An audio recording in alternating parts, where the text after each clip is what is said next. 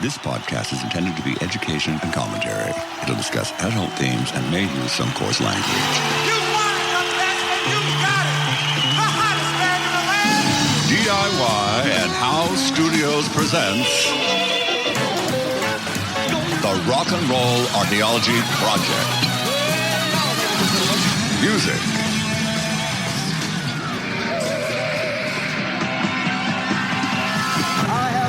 Culture.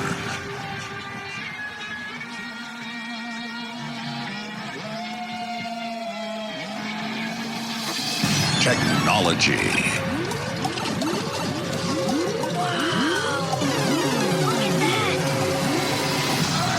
And rock and roll.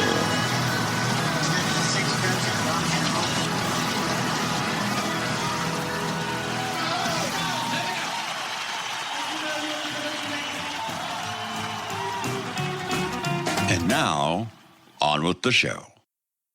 It'd be about 1963, listening to the radio, and then probably I think my earliest was From Me to You. That was the first memory I had of the songs. In '68, I joined the fan club, quite late, of course, and then 2 years later, of course, it folded. I had this massive crash. The boy in my classroom, and he was a massive Beatles fan. And apparently in the class we had this girl, just the one girl fan of 7, and her parents had taken her to see the Beatles. Up until it folded, which I think was around 2003. My best friend was a Big John, and I was Paul. Well, I used to buy Beatles monthly. Probably buying She Loves You, or my family buying She Loves You. I love Paul. I adore Paul. Yeah. John is great, but yeah, Paul. Yeah. My life went from black and white to colour. Everything just fell into place. And I've always said, if you have to explain the appeal of the Beatles to somebody, you're talking to the wrong people. Because I just got it. Oh, I know I'll never lose affection for people and things that went before. I know I'll often stop and think about them. In my life, I love you more. Cheers, everybody. Welcome to episode 8 of the Rock and Roll Archaeology Podcast. I'm Christian Swain, behind the mic in San Francisco. That opening montage was from my trip to London last summer.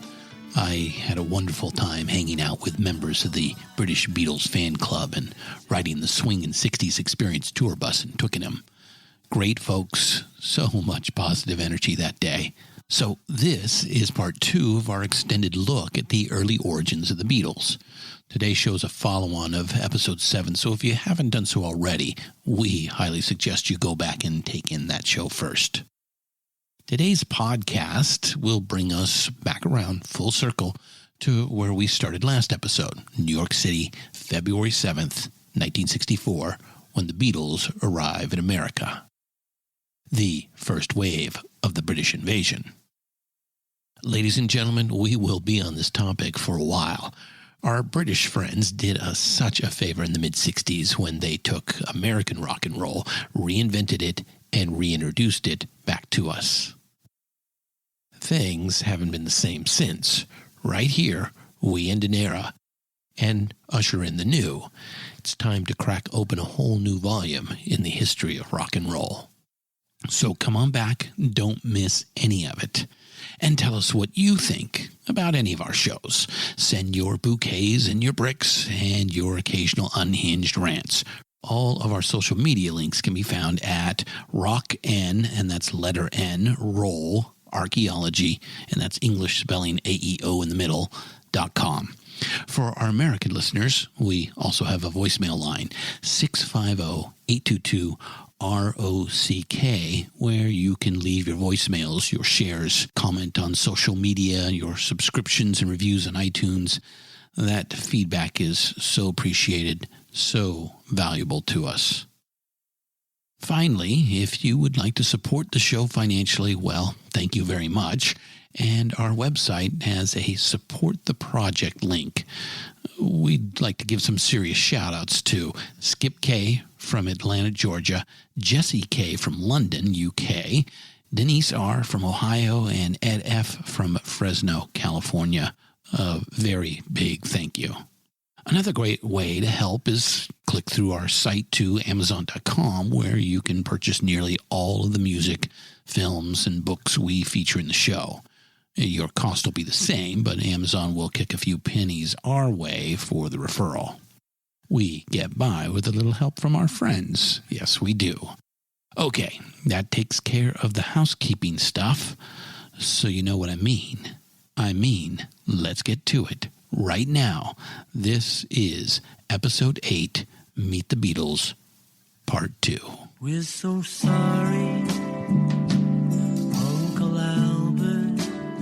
We open in Liverpool at the Cavern Club on Matthew Street. We are one foggy, dank mile inland from the vast Liverpool docks, the world's largest dock complex. 7 miles of piers and wharves, man-made fingers poking the River Mersey. The Mersey doesn't notice these jabs, these interruptions. The Mersey flows unperturbed. It flows grayish-brown and oily. It flows cold and insistent. The River Mersey flows to the west, into the Bay of Liverpool, to the west, into the turbulent Irish Sea, to the west, into the chilly, gray North Atlantic. Our drop of oily Mersey water joins uncountable billions of his salty brothers in the North Atlantic jet stream. They flow together, again to the west, always to the west, ever to the west, to the shores, finally, of America.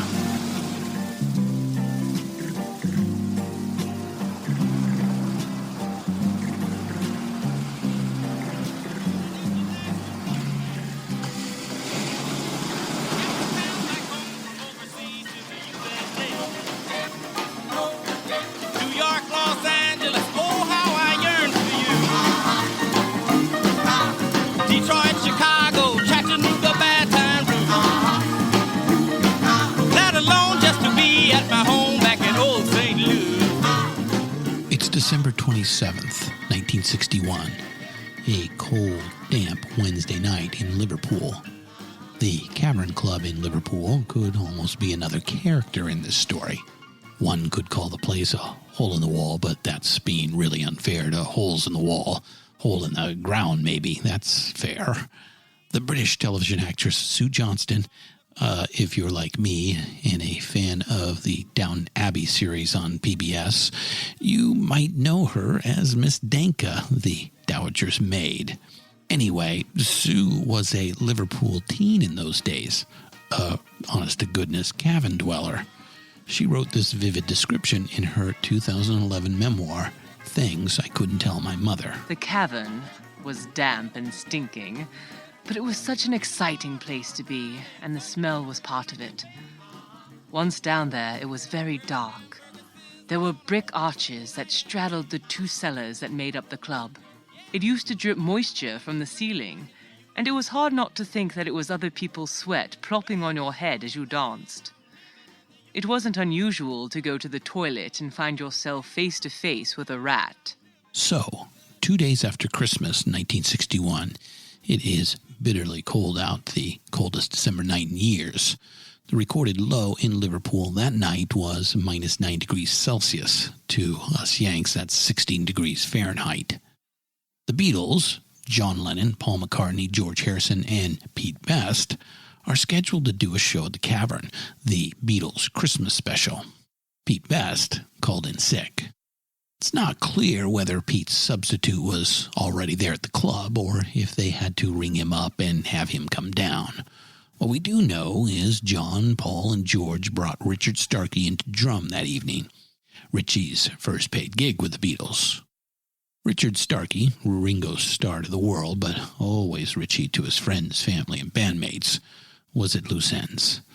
For 2+ years now, he'd anchored the rhythm section for Rory Storm and the Hurricanes, a flashy and popular but musically very limited outfit that often crossed paths with the Beatles on the club circuits of Liverpool and Hamburg.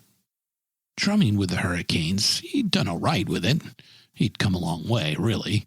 Richie grew up in grinding poverty in the Dingle, a peninsula point of land, another poke in the River Mersey, a blighted, rough neighborhood, the worst part of Liverpool. By the age of 21, he drummed his way out of poverty. A good thing, too, because every foray into the workforce had failed, and usually in a spectacular manner. Drumming for the Hurricanes paid the bills. He had his own car and some proper clothes. He was a popular guy on the circuit, well-liked, respected by the other musicians, and the girls just loved Richie. He dressed sharp, he was a great dancer, and he had those adorable, lost little puppy looks.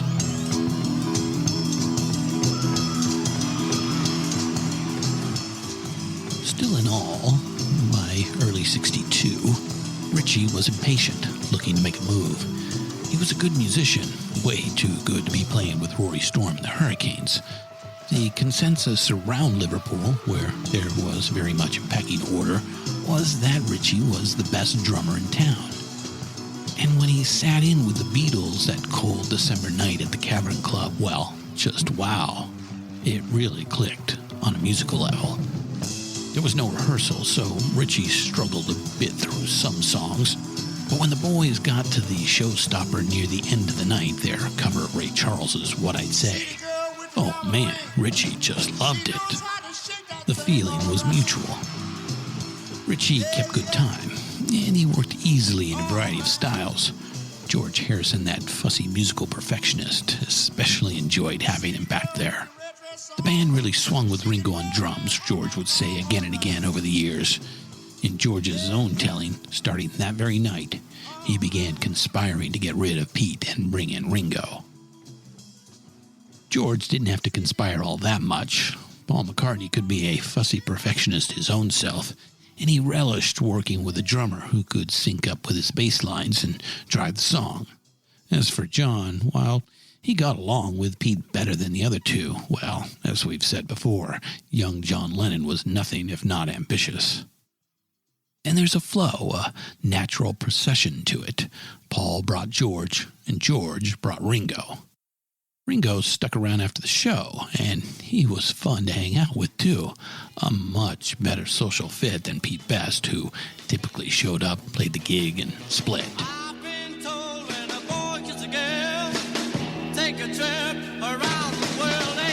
3 months later, Monday, March 26, 1962, Ringo again subbed for Pete at the Cavern for a lunchtime show, and for an evening show at the Kingsway Club in nearby Southport.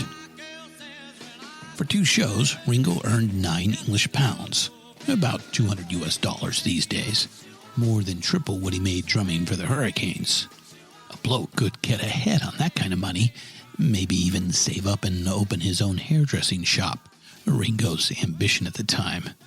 He also learned that day that George and Paul were already earning more than their respective fathers. You see, the Beatles had a manager now, a natty-dressed, posh-sounding bloke, a real businessman type who booked them on lots of gigs for good pay. Brian Epstein picked Ringo up in the Dingle and drove him downtown to the gig that day. 2 days later, on Wednesday the 28th, Ringo sat in again for a lunchtime gig at the Cavern. 2 45-minute sets yielded him £3, a tidy sum for an afternoon's work.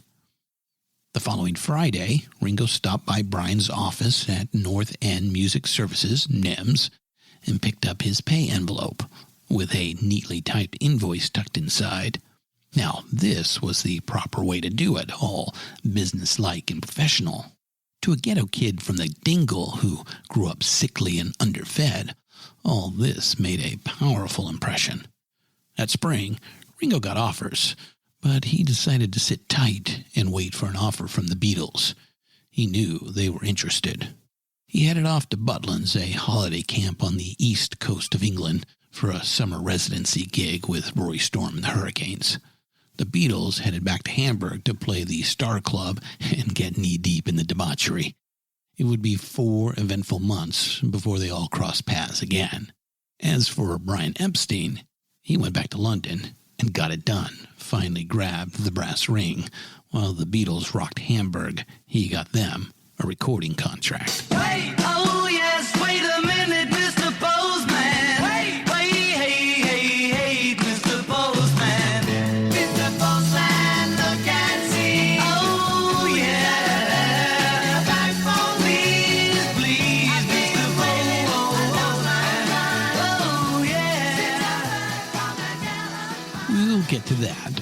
first.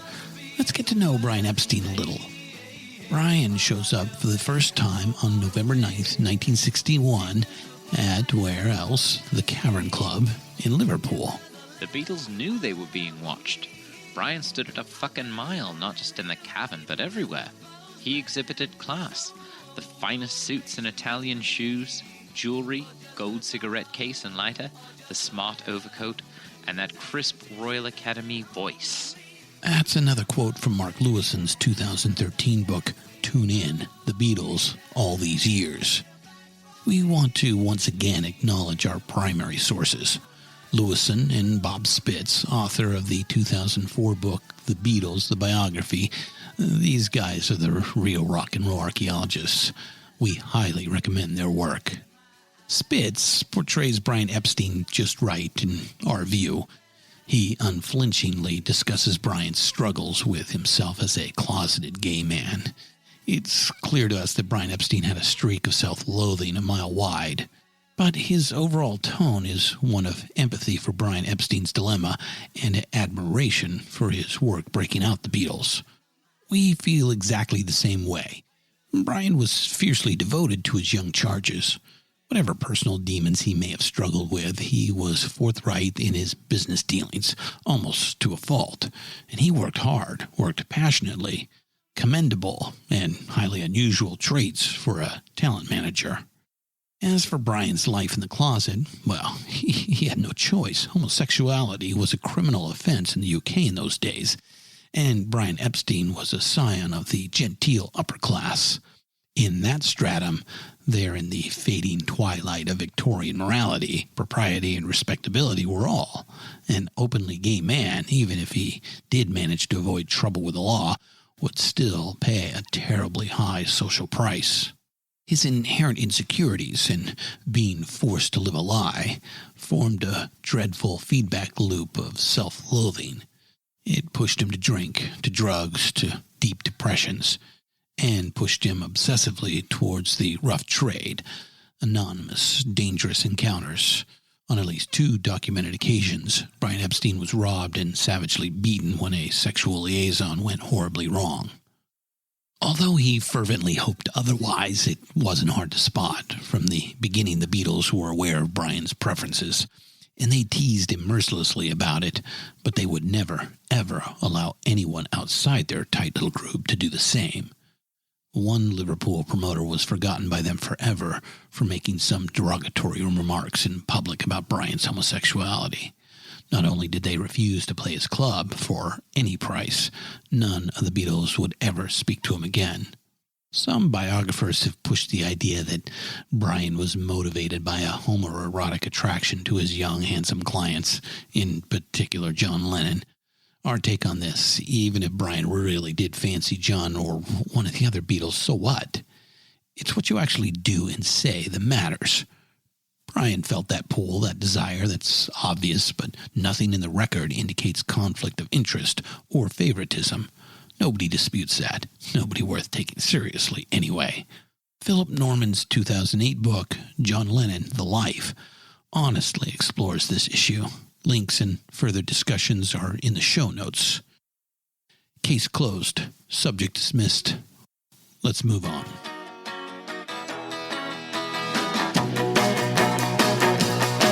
Well, my baby said she's traveling on the one after 909. She said, move over, honey, I'm traveling on that line.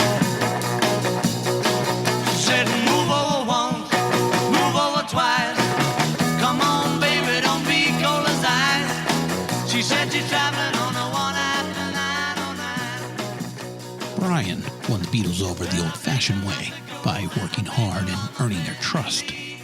The Beatles had already been through several managers. Brian was different, though. He spoke with the clipped, refined tones of an upper-class Englishman, tones polished by the Royal Academy of Dramatic Arts in London. But he was also Liverpool. He grew up there, just one neighborhood over from Woolton, where John lived with his Aunt Mimi. He managed Nem's, the best record shop in town, right around the corner, maybe 100 steps away from the Cavern Club. Liverpool roots and Mayfair manners. Most important of all, to four guys who grew up in a down-at-the-heels working-class town, Brian got them paid better than any other band in town. And he got them organized, focused. Lennon biographer Philip Norman writes, Before a gig, their driver, Neil Aspinall, would receive lengthy typewritten instructions, where, for whom, and for how long they were to play, stressing the need to be punctual and professional. Each Friday, every Beatle received a detailed summary of the past week's earnings and disbursements. John pretended to find all of this bureaucracy ridiculous, but the organised side of him was impressed. It's true that Brian got rolled big time when it came to merchandising the Beatles brand in America. Brian's naivety and ineptitude on that deal cost them dearly, at least $10 million in income. They got only pennies on the dollar for all the Beatles stickers, buttons, posters, t-shirts, hats, souvenir plates, toys, all the Beatles lunch boxes that were sold to American kids. I had one of those lunch boxes, a few toys and such. An incredible fortune was made on that stuff, and the Beatles themselves saw almost none of it. But that came later. In his first 2 years shepherding the Beatles' career, Brian pulled off one coup after another. Look at what he accomplished that first year. Brian started with the Beatles at the end of 1961, right around the same time Ringo sat in with them at the Cavern Club. By the time Ringo sat in with them again in March, Brian had tripled their nightly pay. At least once a week he took the train to London to make his pitch. He pitched every record company in Britain, and he kept at it. And when they went to Hamburg for the third time in April, Brian negotiated better pay, accommodations, and travel for that tour. In their absence, he redoubled his efforts in London and got the Beatles their record deal. By the fall of '62, their first single was climbing the UK charts. In early 1963, at the beginning of Brian's second year, the British press coined a new word, Beatlemania. Now, it's part of the Beatles' legend that Brian went through all kinds of frustration and heartbreak getting them a record deal. Friends, on that, we gotta call bullshit. Another bit of mythology. We give Brian all the credit in the world for his resilience and devotion. He pushed himself and put up with a lot of crap from the Beatles and from the record company functionaries he pitched on their behalf. But on balance, it wasn't all that terrible. It only took a few months. Even before he was under contract as the Beatles' manager and agent, Brian landed a big one. On New Year's Day of 1962, the Beatles cut a demo for Decca Records in London. They were nervous and not very good that day, all of them would later admit. Some of those recordings are in the anthology collection. We find them interesting, but unimpressive. John does okay, but George sings out of tune and plays some embarrassing solos. Paul sounds nervous and tentative throughout. Pete Best just butchers it. You can hear him speeding up and slowing down. He misses cues. It's a mess. Nonetheless, for weeks, the boys were on pins and needles. They figured this was the big break. It wasn't. Decca passed on the Beatles in early February. But only days later, Brian met for the first time with George Martin, the head of Parlophone Records, and that meeting would lead to a deal. When Brian reluctantly broke the news about Decca, the boys laid into him hard, but they didn't stay mad. They knew Decca was a near miss, and the next time, they'd nail it. And as it turned out, Brian already had the next opportunity in the pipeline. They didn't bother to tell Pete Best about any of this. Pete showed up, set up, played the drums, packed up, and left. He was kept appraised by Brian about their live schedule, and he picked up his pay envelope on Friday, right up to his final moment as a Beatle. Pete was oblivious, because the other three wanted it that way. One final thought about Brian and the Beatles, and this is the takeaway. Brian polished them and pushed them, but he didn't try to remake them or mold them. He listened to them, what they sang and what they said, and he was willing to help them do it their way. The Beatles wanted to make it to the toppermost of the poppermost, but on their own terms, with their own songs, on their own turf.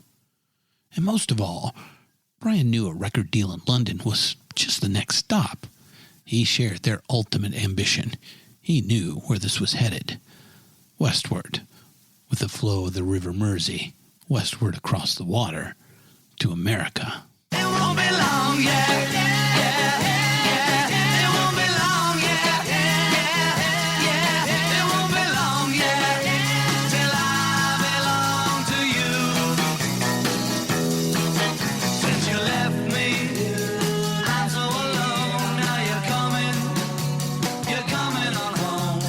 I'll be good like I know. Pete Best had been on borrowed time for months. The Beatles wanted Ringo. The 3 late March gigs right before Hamburg clinched it. But they were contractually obliged to the Hamburg shows, and they didn't know Ringo's availability, so they couldn't make a move yet. Back in Liverpool 2 months later, they brought up sacking Pete. Brian was reluctant to tinker with success. Pete Best had a fan base. He was movie star handsome, and his moody detachment back there behind the kid was actually kind of cool. He did okay live, especially on the fast songs, but the Beatles had done 4 recording sessions now with Pete, 2 in Hamburg, New Year's Day at Decca, and the June session for George Martin at Abbey Road, and Pete did miserably at all of them. On August 15th, 1962, John Lennon and Paul McCartney rose at dawn and drove 5 hours across England to Butlin's holiday camp to meet up with Ringo and offer him the job. Roy Storm was understandably angry, but after an hour or so of arguing, John and Paul wore him down. Rory surrendered to fate and to history. Ringo Starr was free to leave the Hurricanes and join the Beatles. The next day, Brian called Pete Best down to his office and gave him the tough news. It was not a pleasant meeting, to put it mildly. Like a good English businessman, Brian saw it through and did a proper job, but inside he seethed with resentment. He liked Pete, and he felt the ugly task of firing him had been pushed onto him by the other 3 as some kind of test. In later years, John and Paul sort of apologized, admitted they could have handled it better. George was fine with it all. Ringo was his buddy. He made the band better. What else was there to consider? Really, though, it wasn't the Beatles, and it wasn't Brian. It was George Martin, albeit unwittingly and unintentionally, who finally brought down the curtain on Pete Best.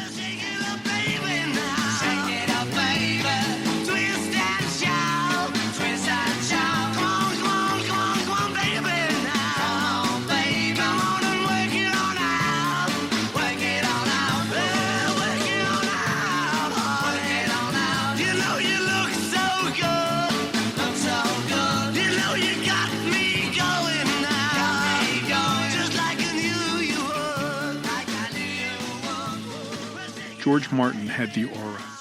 He was a tall man, well over 6 feet, with a fine head of thick, wavy, swept-back hair and dramatic features. He also conducted himself with such natural deference that every gesture seemed informed by a graciousness and decency. That's another quote from Bob Spitz. As we put this show into production in March of 2016, we got the sad news that Sir George Martin passed at the age of 90. George Martin lived a long, productive, and eventful life. His accomplishments and legacy will always be with us. Rest in peace, Sir George. George Martin was fond of saying the Beatles would have been a great success whether or not he produced them. That modesty and grace is appealing, and very much in keeping with his character, but we really got to question that statement. It's impossible to truly know, but we find it difficult to imagine how Beatles records would sound without George Martin's guidance and input, without his touch. George was not merely a witness to history. In the studio, he was the 5th Beatle.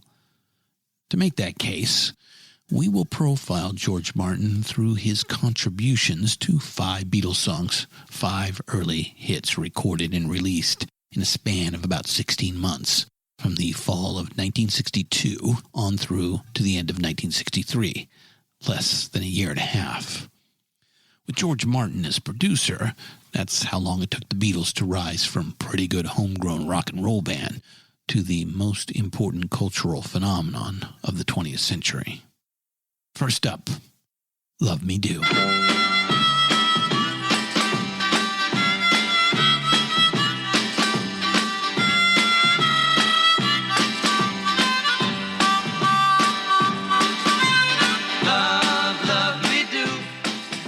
George Martin heard this song at the time the same way we hear it now. It's sweet and unpretentious, but truthfully, pretty ordinary. There are hints of things to come. The opening harmonica hook is nice. That was something new in the UK. The stops and starts are clever. And it has some nice vocal arranging. There's promise, there's potential. But like George, we aren't quite sold yet. Love Me Do peaked at number 17 on the British sales charts, mostly on the strength of regional sales in and around Liverpool. We find it interesting as a historical artifact. It's the Beatles' first single.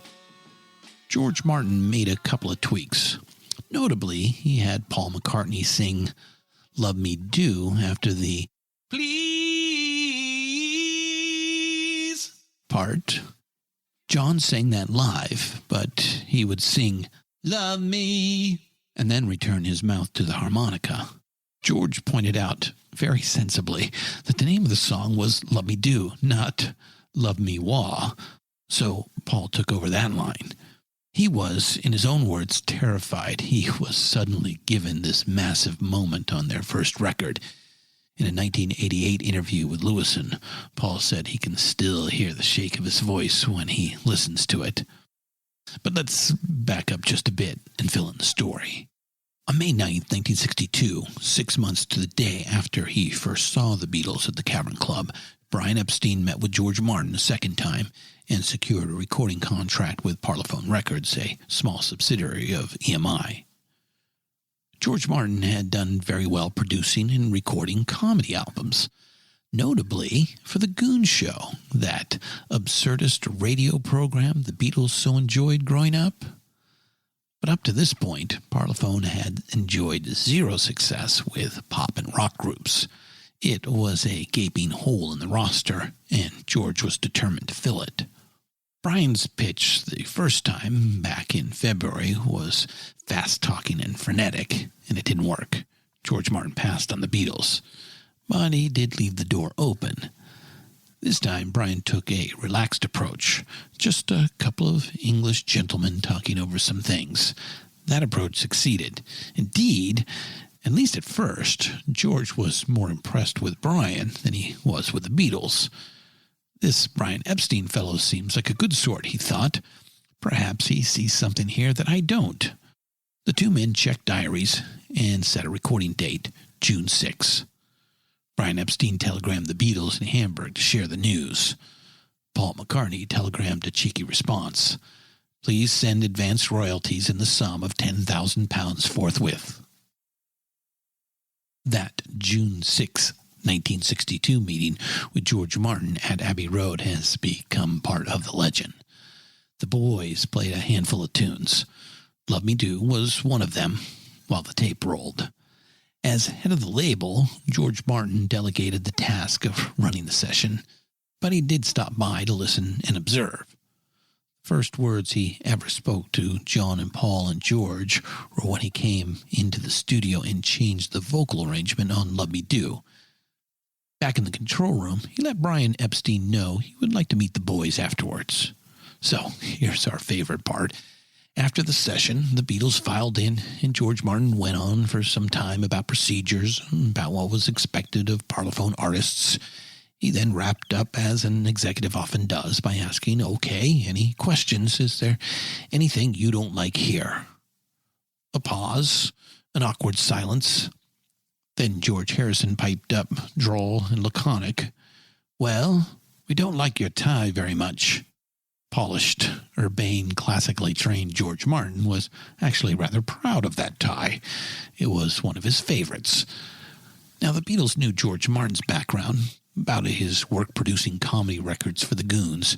Perhaps that's what inspired young George Harrison to mouth off to the man who held their collective futures in his hands. Or maybe he just couldn't help himself. We'll never truly know. George Martin paused, just long enough to let the comic tension build. Then he smiled, and they all shared a laugh.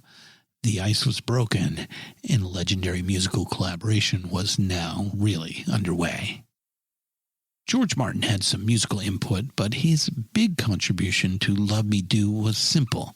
He let them do it. He made 3 early decisions that seem obvious now, but were contrary to the conventions of the time. First, he let the Beatles release a Lennon-McCartney original as their first song out the gate. Second, he let them be a group. Cliff Richard and the Shadows, Rory Storm, the Hurricanes, Tony Sheridan and the Beat Brothers. Notice a pattern here? It was the established practice to push one guy out front. For a time, George Martin tried to decide whether it would be John or Paul he anointed as the Beatles' frontman. He was leaning towards Paul, but then he realized it was the group dynamic that made it interesting, made it different. He wisely chose to leave that alone. And third, after that meeting, he pulled Brian Epstein aside. He told Brian he would like the boys back at Abbey Road to re-record Love Me Do, this time for release, and that he intended to hire a studio drummer for that session. Exit Pete. Enter Ringo.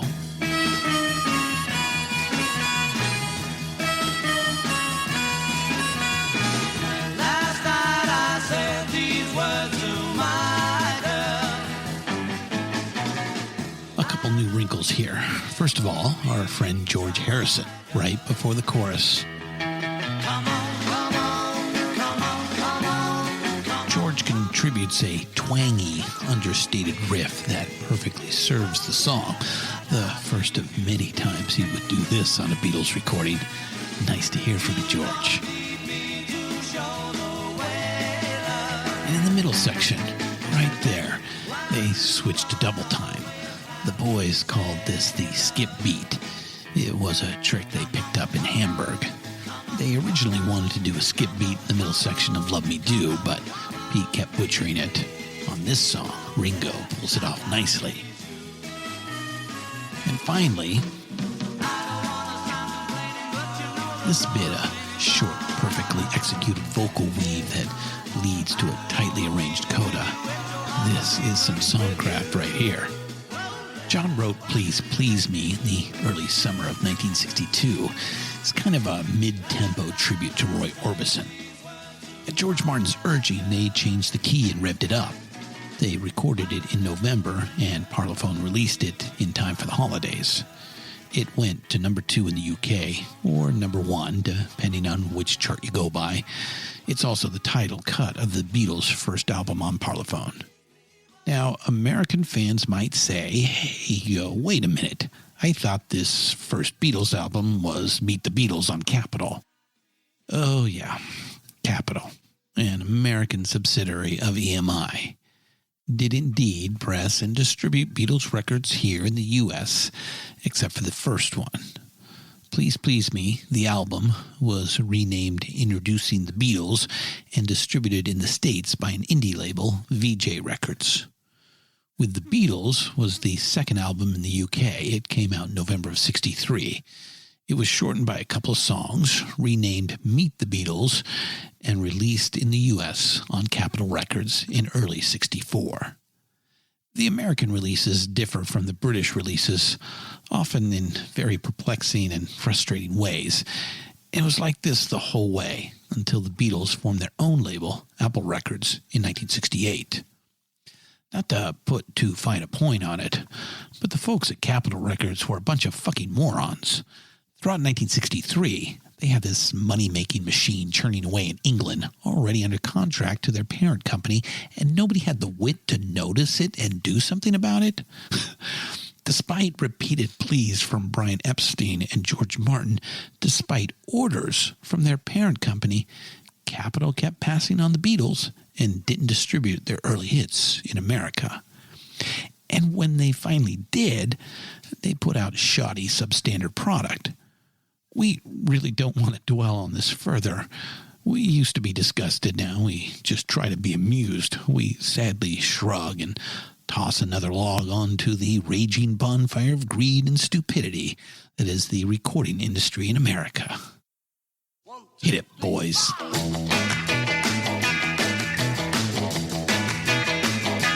she was just 17, you know what I mean.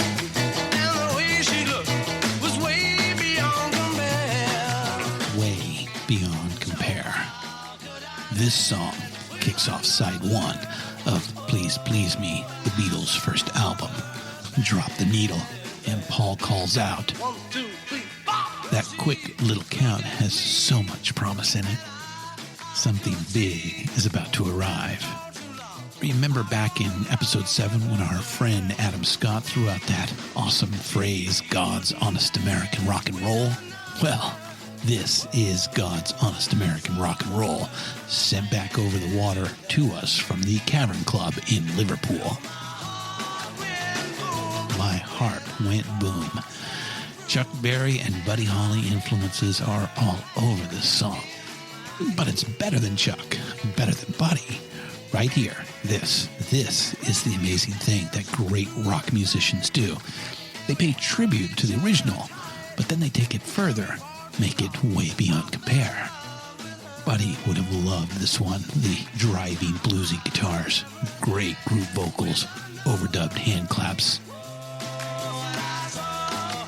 Now, a little Cavern craziness, and play it, George.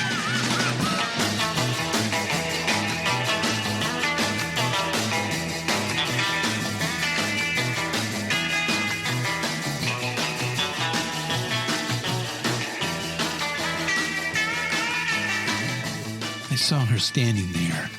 It's not real inventive or original, especially when we think about later work from the Beatles. But it is so well executed. A smoking hot club band on a good night in front of a crazy crowd. Nothing wrong with that, my fellow rockers. The Cavern Club feel is no accident. George Martin wanted to record the Beatles live at the Cavern in front of their hometown crowd, but there were technical problems with that approach.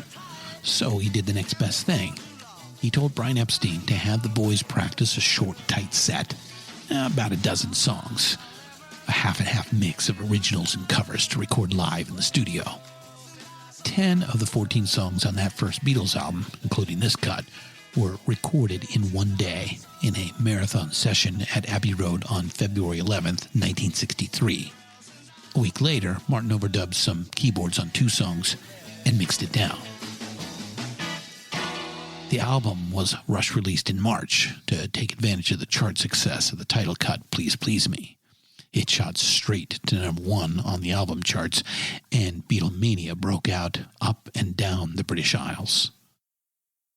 Next up, the song that put the Beatles on the map. Literally, this was number 1 in the UK and in Sweden, Germany, France, Australia, and Canada. You think you've lost your love? First of all, Ringo Starr shines on this one. This is the first song with his new Ludwig drum kit. You can hear the difference. The very first notes are his loping drum roll on the downbeat. Then he plays a neat triplet figure on the main hook right after. Tap, tap, tap. Hear it? These 2 tricks are classic Ringo. We'll hear them again. That little loping roll, think of when Ringo comes in behind the guitar on the opening of Day Tripper, that triplet beat, that's his main hook on Ticket to Ride. George Harrison has a new instrument too, a Gretsch Tennessean, the guitar favored by his heroes Chet Atkins and Carl Perkins. It's got more shimmer than the Duo Diamond. Here. She loves you, and you know you should be glad. It's written in the second person. Something of a new wrinkle. John and Paul loved to scour the bins for American R&B records, and the more obscure, the better. The Advice song was a thing with R&B artists in those days, a song written in the second person giving a friend advice on love. She Loves You is a true Lennon-McCartney co-write, composed eyeball to eyeball over several days in the hotel rooms and in the van. George and Ringo put their own parts together during run-throughs in the studio before George Martin rolled the tape. Opening the song with the chorus was George Martin's idea. His other suggestion? Sing it more simply and get rid of that doo-wop suspended harmony on the very last chord of the song. George thought it was show-offy, trying too hard, but the boys overruled him on that one. So we see the Beatles trust George Martin and respect his suggestions, but when they feel strongly about something, they have the confidence to insist on it. This is the stuff of great collaborations. Now, finally, here's the Beatles' first #1 hit in the States, the song that sent them across the water to America.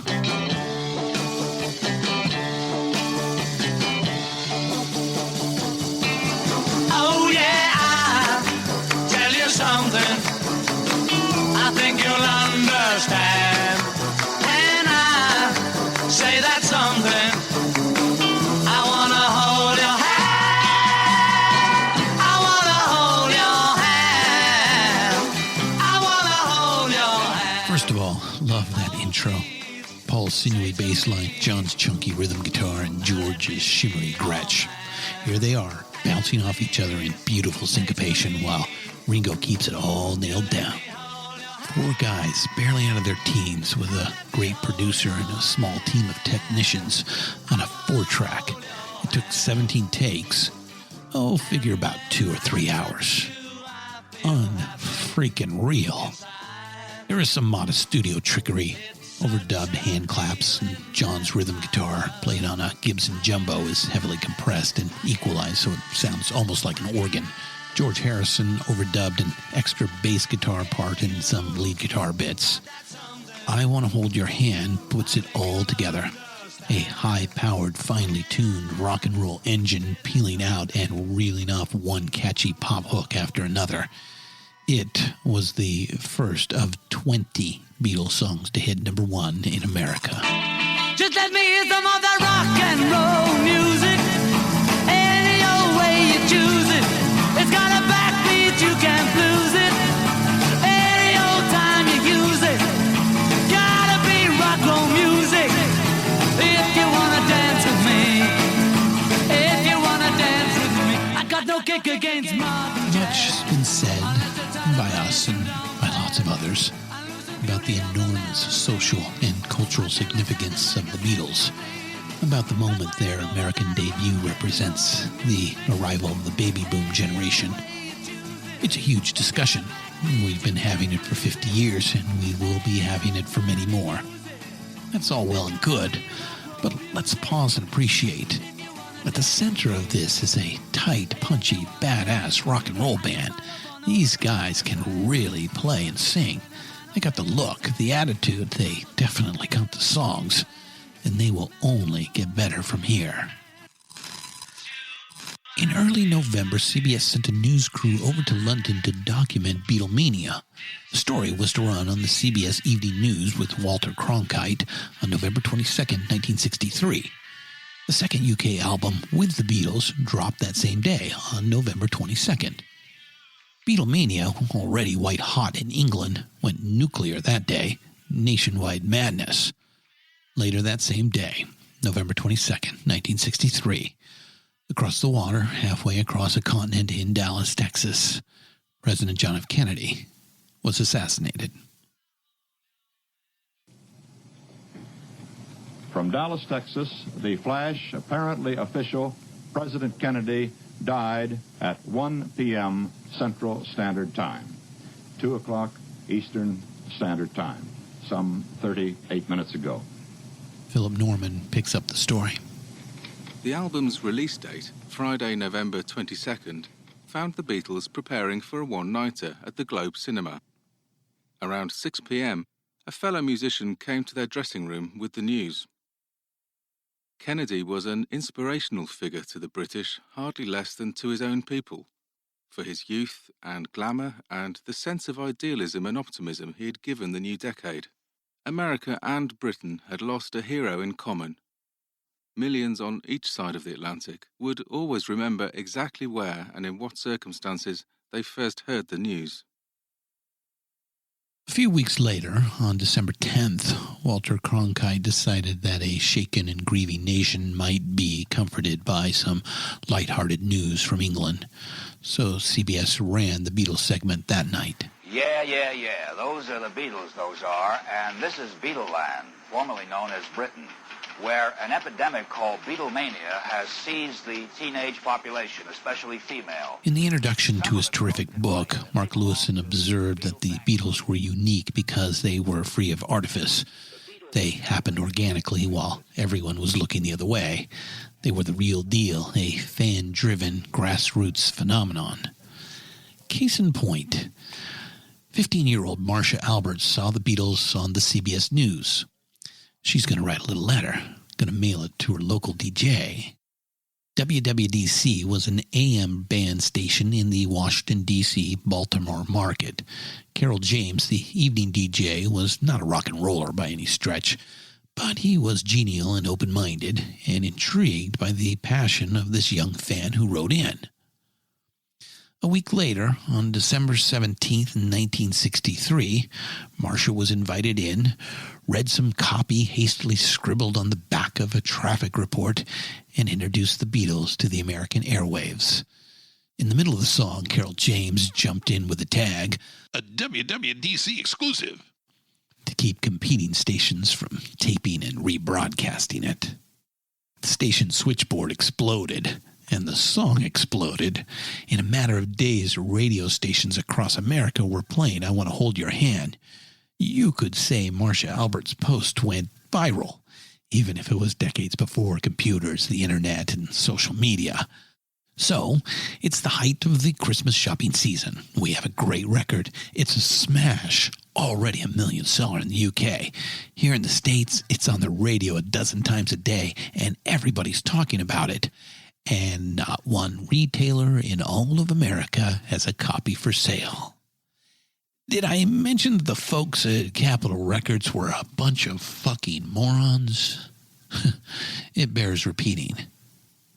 Capitol finally figured it out, and Rush released "I Want to Hold Your Hand" backed with "I Saw Her Standing There."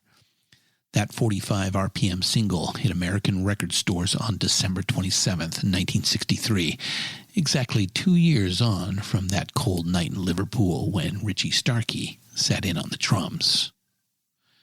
By the time the Beatles arrive on February 7th, 1964, 2.6 million copies had been sold. It was 3 weeks at number one, and Capitol was hiring out pressing facilities from other labels just to keep up with demand. As far as I can tell, the four Beatles are standing at the door on the aircraft, almost certainly completely and utterly in shock. No one has ever seen or even remotely suspected anything like this before. News radio guy is about to blow a gasket here. But if any subsequent events are any guide, then the Beatles were not utterly in shock. They were elated and vastly relieved to stand at the top of the stairs and gaze out over a sea of thousands of Beatle fans, American Beatle fans. In particular for John Lennon, that lover of all things American, this was a dream come true moment. But as we discussed early on, the boys were more than ready for this, and the American news media was about to get owned, Liverpool style. The boys were hustled past customs into the Pan Am Lounge for a short press conference. This presser, and every other press conference the Beatles did in America, is notable for two reasons. First, for the barrage of inane questions from a gang of loudmouthed, boorish yokels who had somehow managed to obtain press credentials. We would call it embarrassing, especially the conduct of the TV and radio people, but what would be the point? Clearly these folks were incapable of feeling embarrassment. Second, and far more important to our story, is the aplomb and composure these four young men showed in the face of this tidal wave of idiocy. Paul was smooth and charming, with the natural instincts of a diplomat. Ringo was aw-shucks goofy and adorable. George would come in from time to time with a droll and devastatingly funny quip. And John, quick-witted and bitingly sarcastic, rang rings around them all. Within a few moments, the Beatles took command of the room, and by the end of the 15-minute session, they had millions of viewers and listeners eating out of their hands. It was beyond brilliant. Would you be quiet, please sing something? No! Sorry. Next question. We can sing. No, we need money first. How much money do you expect to take out of this country? Half a crown, $10. The question here. Go ahead, tell Murray the K to cut that crap out. Cut that crap out. Hey, Murray. On February 9th, 1964, at about 8:03 p.m. Eastern Standard Time, 73 million Americans watched John, Paul, George, and Ringo arrive on The Ed Sullivan Show. To this point in history, it was the single largest audience for anything ever. Moments can be hard to pin down, but not in this case. Something else arrives right here, right alongside the Beatles. And as big as the Beatles were, and still are, this is even bigger. The baby boom has arrived, the biggest generational cohort in human history. The Beatles are the first and most important cultural avatars for the boomers, and it has been so satisfying and so much fun for us to tell you this story today. But this is only an arrival, just a small beginning. The 60s, those years of hope and days of rage, that tumultuous and troubling, weird and wonderful decade, the 60s have also arrived.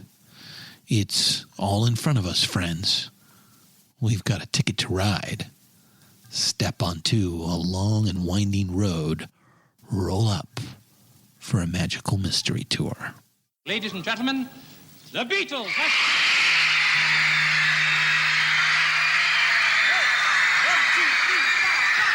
Close your eyes and I'll kiss you. Tomorrow I'll miss you. Remember, I'll always miss you. And then while I'm away, I'll ride home every day, and I'll send all my loving to you. I'll pretend that I'm kissing the lips I am missing, and hope that my dreams will come true. And then while I'm away, I'll ride home every day, and I'll send all my loving to you.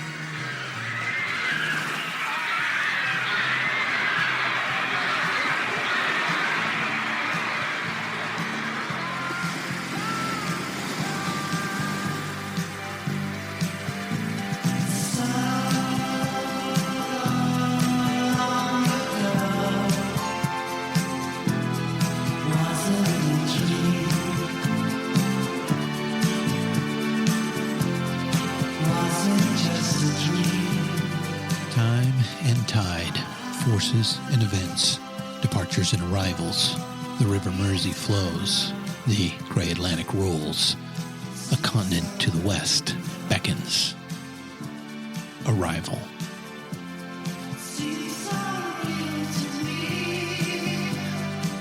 A 45 RPM of American rock and roll arrives in a Liverpool record shop and is nicked by a Ted named John.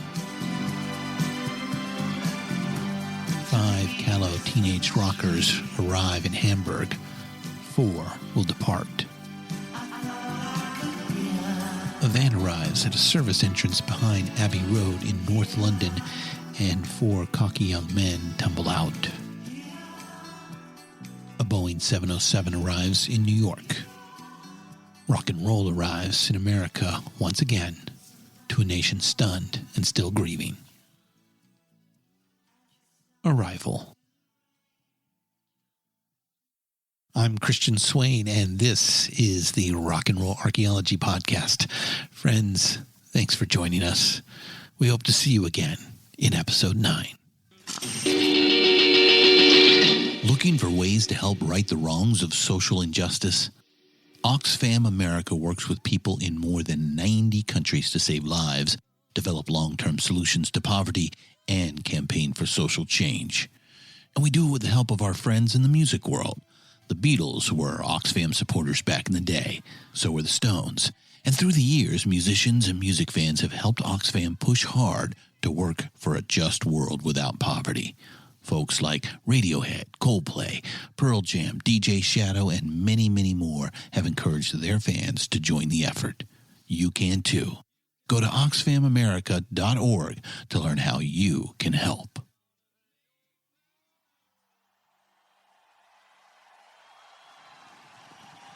The Rock and Roll Archaeology Podcast is produced and hosted by Christian Swain.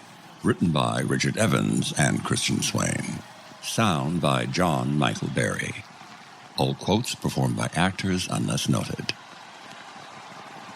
Playlists can be found at iTunes, Google Play, and Spotify.